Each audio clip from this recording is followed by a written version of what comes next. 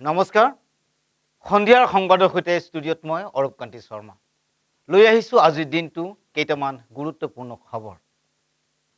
ন্যায় পালে এবাৰ দেশ কাপৰি যোৱা কলকাতা আৰজিকল কলেজৰ ভুক্তভোগী পৰিয়ালে 125 পৃষ্ঠা জোৰা চাৰ্জশ্বীট দাখিল কৰিলে আৰু ইয়াৰ পিছতেই 64 আৰু 103 ধাৰাৰ গোচৰৰ শাস্তি বিহা হৈছে সঞ্জয় ৰাওৰ বিৰুদ্ধে আৰু অহা 20 জানুৱাৰীত ঘোষণা কৰা হ'ব সঞ্জয় ৰাওৰ সম্পূৰ্ণ শাস্তি। আহিছোঁ পৰৱৰ্তী বাতৰিলৈ।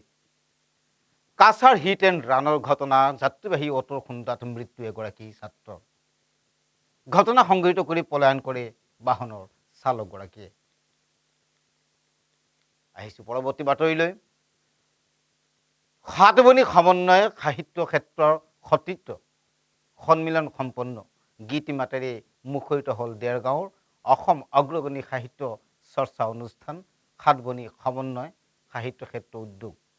আজি দিনজোৰা কাৰ্যসূচীৰে দেৰগাঁৱৰ মাৰৱাৰী ধৰ্মশালা প্ৰেক্ষাগৃহত উদযাপন কৰা হয় সতীৰ্থ সন্মিলন আৰু শিল্পী দিৱস। আহিছোঁ পৰৱৰ্তী বাতৰিলৈ। এইবাৰ পত্নীক চোকা অস্ত্ৰৰে গপিয়াই হত্যা কৰাৰ চেষ্টা কৰিছে স্বামীয়ে। সংকটজনক অৱস্থাত শিলচৰ মেডিকেল কলেজত চিকিৎসাধীন পত্নী, আনহাতে আৰক্ষীয়ে আটক কৰিছে অভিযুক্ত স্বামী ফৰিজ উদ্দিন লস্কৰক।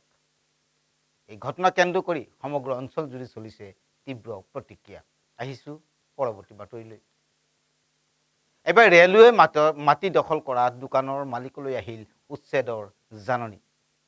সৰভোগৰ 2 নং ৱাৰ্ডৰ ব্যৱসায়ীসকলে দীৰ্ঘদিন ধৰি ৰেলৱে মাটিত দোকান পোহাৰ কৰি জীৱিকা নিৰ্বাহ কৰি অহাৰ পিছতে এইবাৰ ৰেল বিভাগে উচ্ছেদ কৰিবলৈ জাৰি কৰিছে জাননী। আৰু এই ঘটনাক লৈ এতিয়া তীব্ৰ চাঞ্চল্যৰ সৃষ্টি হৈছে সমগ্ৰ সৰভোৰ অঞ্চলত। সন্ধিয়া বাতৰিৰ পৰা বিদায় লোৱাৰ সময় হৈছে। বিভিন্ন বাতৰি চাই থাকিব একমাত্ৰ আপোনালোকৰ প্ৰিয় চেনেল ANE নিউজ লাইভ।